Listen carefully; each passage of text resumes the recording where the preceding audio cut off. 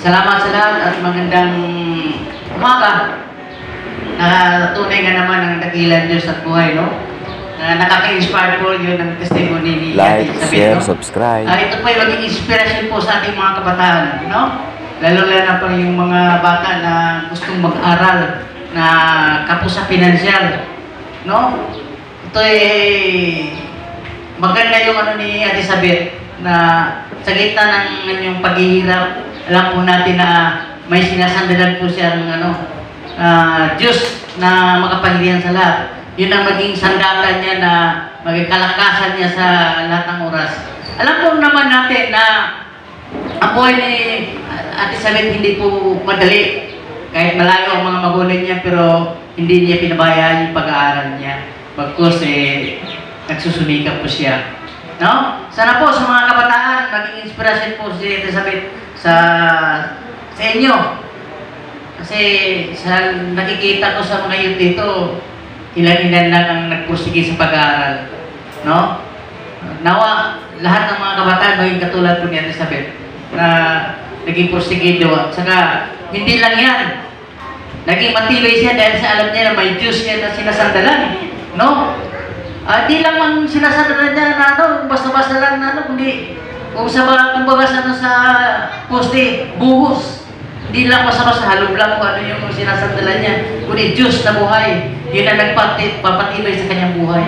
No? Alam naman po natin na sabi ng Diyos na pag ikaw'y manalig sa akin, hindi ko kayo iwan at magpababayaan kailanman. O napakanda yung pangako ng Diyos para kay Ate Sabet. No? Dumako po tayo sa ating pangako ng Diyos na dito sa Santiago 2 verse 5. No? Ang sabi dito, mga kapatid kong minamahal, makinig kayo mabuti. Hindi ba't pinili ng Diyos ang mahirap sa mundong ito upang maging mayaman sa panampalataya at maging kasama sa kaharian ipinangako niya sa umiibig sa Kanya? Amen. No? Napakaganda yun, no? Parang hindi nalalayo dun sa buhay ni Ate Sabet. No? Napakaganda yung pangako ng Diyos na mas mapalad pala tayong mahirap. Kaya tayong mga mahirap po kayo malungkot. Kasi sasabihin natin na ano ba itong buhay natin na ito? Napakahirap. No? Minsan sinisisi pa natin ng Panginoon na pinanganak tayong mahirap pagkakay, mahirap pa rin tayo. Pero hindi pala natin alam na mas mapalad tayo, naging mahirap tayo. Kasi di natin alam na ang Diyos pala magbibigay sa atin ng kaginawa sa bandang huli, nagbibigay sa Kanya ng lahat, lalo-lalo sa ating kaligtasan. Kasi kami nga sa mahihirap, malapit sa Diyos. Amen. Kasi tayo mahihirap lagi tayong tumatawag sa pangalan ng Diyos. Hindi katulad sa may pera na kahit hirap na, iniisip noon, may pera ako, lalo na pag nagkasakit. Tayo nga, yung mga maliit nating anak, pag nagkasakit, wala tayong ibang lalapitan, takbuhan, kundi manalangin tayo sa Diyos. Amen. No? Pero pag mayaman, hindi na maisip manalangin yan, takbo agad sa ospital. Anong gagawin sa pera? No? Pero mas mapalad tayong may hirap. No? Kaya yung mga tao dyan naghihirap katulad sa amin, mga estudyante na naghihirap, mapalad kayo. Kasi darating ang araw na ibibigay ng Diyos sa inyo, inyong hinihingi at inaasam-asam na tagumpay. Amen. Wala naman nagtatagumpay na hindi dumaan sa hirap Sino bang nagtatagumpay na hindi dumaan sa hirap? Lahat. Kahit na ating mga hero at pabansang bayani, dumaan sa hirap. No? Kahit nga si Dr. Jose Rizal, bago siya naging bayani, pero katakot-takot ang inabot niya, kinulong siya. Hanggang sa binaril siya. Saan na binaril si Rizal? Sa likod na daw. Tama, sa likod. Bro, alam kung bakit, no? Alam niyo pa si Dr. Jose Rizal, kahit siya'y matalino na, pero nananalig pa rin siya sa Diyos. Sa lahat ng mga bayani natin, si Dr. Jose Rizal lang ang nakapagpasa ng Biblia. Si Dr. Jose Rizal lang ang nag-translate sa Biblia ng katotohanan.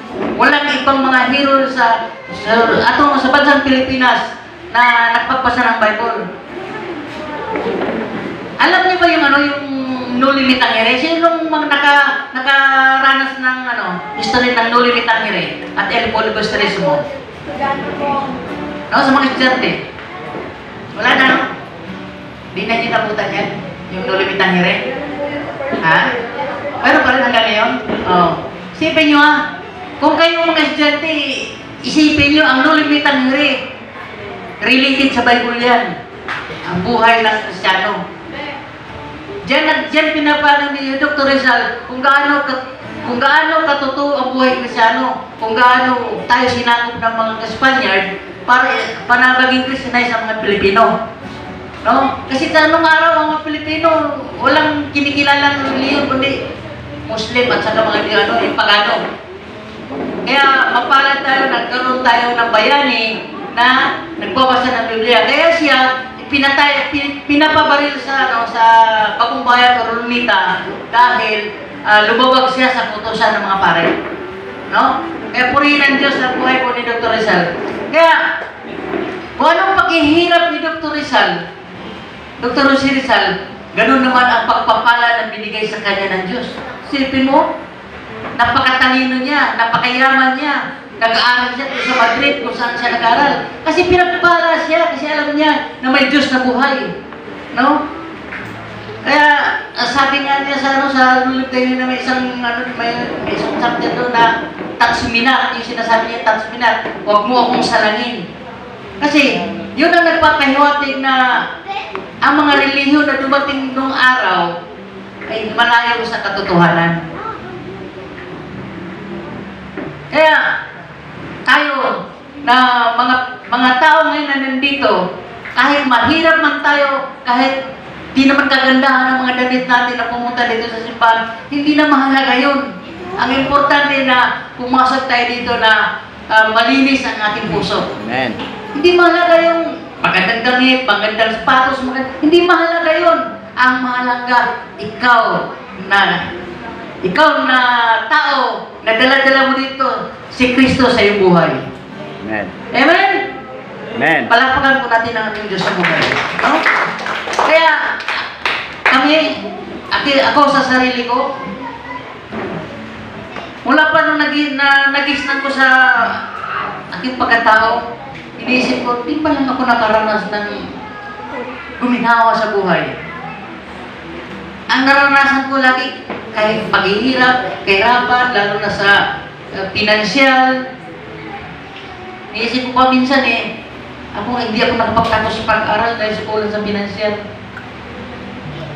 Yung story ni Sister Sabit, naging ihipli si Ate Sabit sa atin dito. Kasi naranasan ko nung araw. Tatlo kami magkapatid. Nag-aaral kami dun sa Mindanao State University. Nag-aaral kami. Ito, dagdag ko na lang patotoo. Kasi nakikita ko yung sincero ni Sister Sabit. No? Sipin mo, puro kami scholar. Hindi ko naman si pag-iiwan, no? Puro kami scholar. Ate ko, dalawang ate ko, ako. Siyempre, sa hirap ng buhay, hindi ko na-maintain yung grado ko. Hindi ko na-maintain. Nangyari bagsak. Sabi ko sa ate ko na titigil na lang ko sa pag-aaral. Kasi di na kaya. Kasi yung tatay ko, yung may mga di na magandang ginagawa ng tatay ko na imbis na suportahan kayo, sa ibang bagay na siya sumusuporta. Kasi na-build ng tatay ko yung time na yun. Ang nangyari, alam mo, ang sabi ng ate ko, dudong kasi ako sa akin, Dung, huwag kang tumigil sa pag-aaral. Kasi yung mga ate ko kasi, scholar sila sa school, libre sila pagkain. Ang pagkain nila yung isang cup lang na kanin. Isang cup na kanin. Kung dati gano'n din ang pagkain ko dati, isang cup lang na kanin. Tatlo kami. Nung nag-drop ako, na sa scholarship, sila na lang dalawang ate ko, yung may pagkain na sinuserve sa kanila. Ako, wala akong pagkain. Para tuloy akong maiyak, maalala ko. Sabi ng ate ko, huwag kang tumigil sa pag-aaral. Yung share ko, ibigay ko na lang sa iyo. Nasasaktan ako nakikita ko sa kapatid ko na yung isang cup na kanin, maghahati sila. Samantalang ako, yung isang cup na kanin, ako lang isang kakain. Naranasan ko talaga yan. Ngayon ko lang naalala. Hanggang sa yung ate ko na noon, pumayat silang pumayat. Kasi ibig mo, isang cup na kanin, maghahati pa sila. Kagustuhan lang nila na makapagtapos ako sa pag-aaral. Pero di ko talaga nakayanan. Tumigil talaga ako sa pag-aaral. Tumigil talaga ako. Pero yung mga kapatid ko, malakas ang fighting spirit nila eh.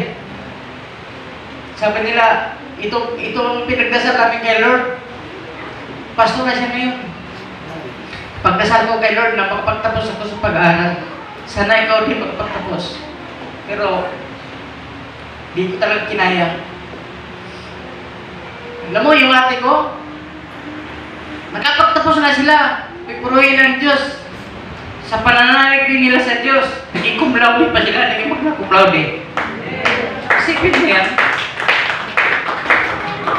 Pero ako anong nangyari sa akin? Wala, ito. Isang hamak na driver, isang hamak na operator. Pero ito lang pagmamalagay ko, Lord, na ginamit niya ako. Amen. Kaya, kung ano man mga paghihirap natin na dapating sa mayroon tayo, magpapala ng pag-asa, kasi alam natin na si Lord may nilalaan para sa inyo. Para sa atin. Hindi lang para sa akin, para sa Kanya, hindi. Bawat isa sa atin, mayroon nilalaan ng Diyos para sa atin. Kaya, hindi lang nandito tayo para pakinisin yung mga upuan na yan, hindi yan. May nakalaan ng Diyos para sa atin. Ako sino bang akalain mo na tatayo ko dito sa pulpito, magsalita ng salita ng Diyos? Wala akong binabalak ng ganun. Pero dahil may Diyos na buhay, na siyang nag-guide sa akin na dito ka pupunta, huwag kang pupunta dito. Dito ka dumaan. Kaya bawat isa sa atin, may daan tayong dadaanan na dapat para sa atin. Piliin natin yung daan na matuwid na binigay ni Lord sa atin. Wala natin piliin yung daan na daan sa kapahamakan. Alam mo naman natin kung anong daan sa kapahamakan eh. Ikaw na lang mag-decide kung tama ba yung dinadaan mo o hindi. No? Salamat at magandang umaga sa inyo lahat.